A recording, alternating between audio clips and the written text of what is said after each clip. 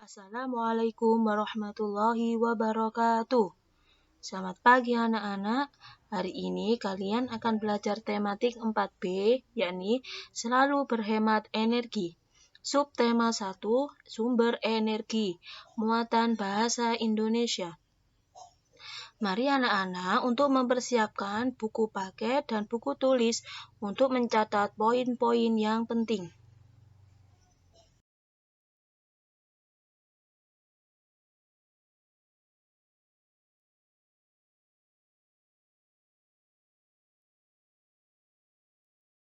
Masih ingatkah kalian tentang gagasan pokok dan gagasan pendukung?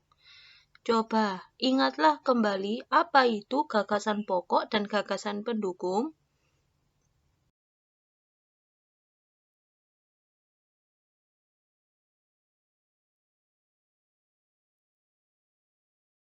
Pelajaran kali ini kita akan belajar menemukan gagasan pokok dan gagasan pendukung dari teks visual. Mari kita ingat-ingat kembali. Apa pengertian dari gagasan pokok dan gagasan pendukung? Gagasan pokok adalah kalimat inti dalam sebuah paragraf. Gagasan pokok biasanya terletak di awal atau di akhir kalimat. Sedangkan pengertian gagasan pendukung merupakan kalimat yang menjelaskan atau menegaskan topik sebuah paragraf. Teks visual adalah sebuah teknik penyajian informasi kepada masyarakat atau pembaca dengan menggunakan kombinasi antara teks dengan unsur grafis atau dengan penggunaan media penggambaran yang hanya terbaca oleh indera penglihatan.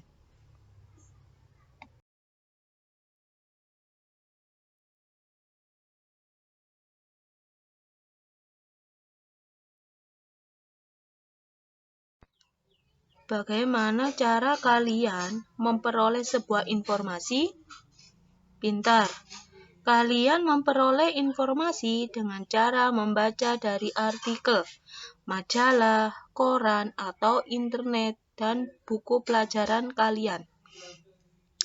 Berikut contoh informasi yang dapat kita peroleh dari teks tentang matahari sebagai sumber energi dunia.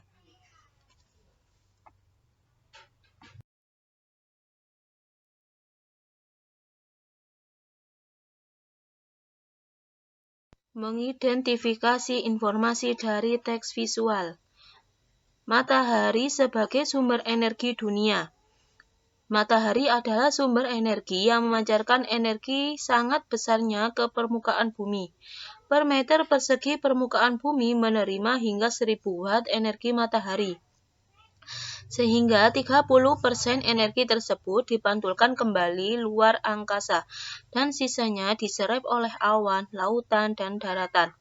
Untuk melukiskan besarnya potensi energi surya yang diterima bumi dalam waktu 1 jam saja setara dengan jumlah energi yang digunakan dunia selama 1 tahun lebih.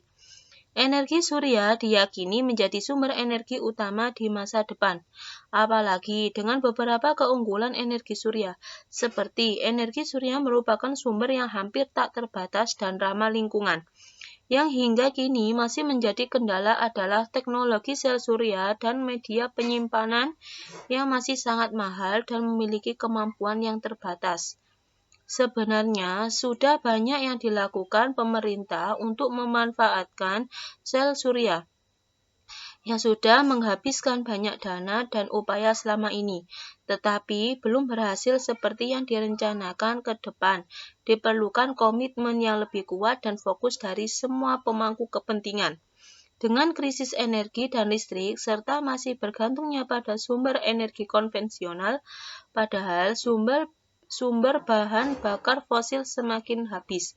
Indonesia seharusnya mulai serius memanfaatkan sumber energi, mendorong penelitian-penelitian untuk meningkatkan teknologi pembangkit listrik tenaga surya sehingga potensi 112.000 GWP energi surya yang dimiliki oleh Indonesia dapat dimanfaatkan untuk menyejahterakan rakyat Indonesia. Memanen energi surya menjadi energi terbarukan yang murah, ramah lingkungan, dan menjangkau seluruh pelosok negeri.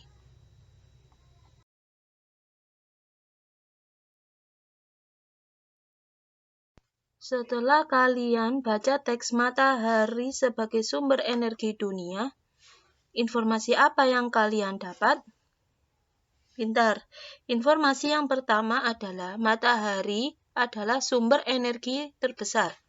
Yang kedua, keunggulan energi surya. Yang ketiga, manfaat pembangkit listrik tenaga surya.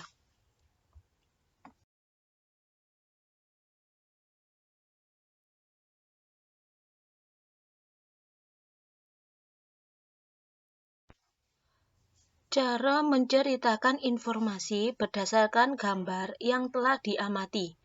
Anak-anak, yang pertama yaitu informasi dapat diperoleh dari gambar.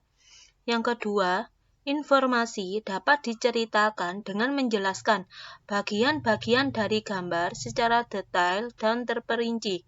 Yang ketiga, dapat juga disampaikan gagasan pokok sesuai dengan gambar tersebut.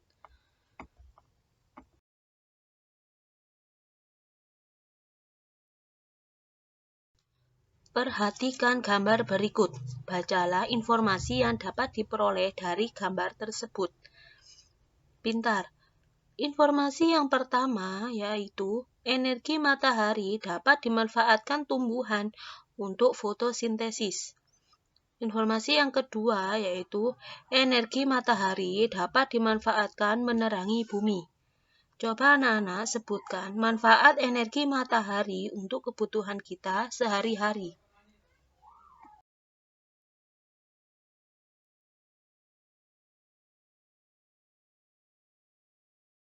Setelah belajar menemukan gagasan pokok dan gagasan pendukung dari teks visual, semoga anak-anak paham dan jelas.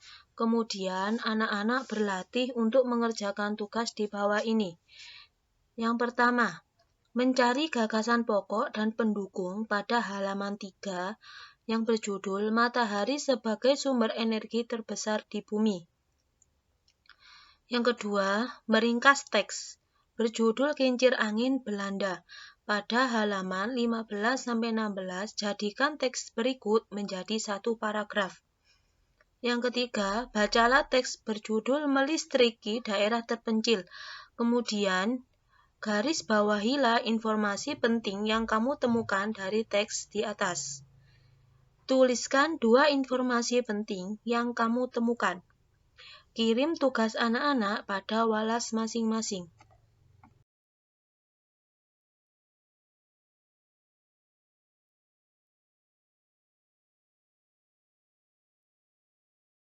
Alhamdulillahirrabbilalamin. Sekian pembelajaran bahasa Indonesia hari ini tentang gagasan pokok dan gagasan pendukung dari teks visual. Semoga bermanfaat. Tetap semangat belajarnya. Wassalamualaikum warahmatullahi wabarakatuh.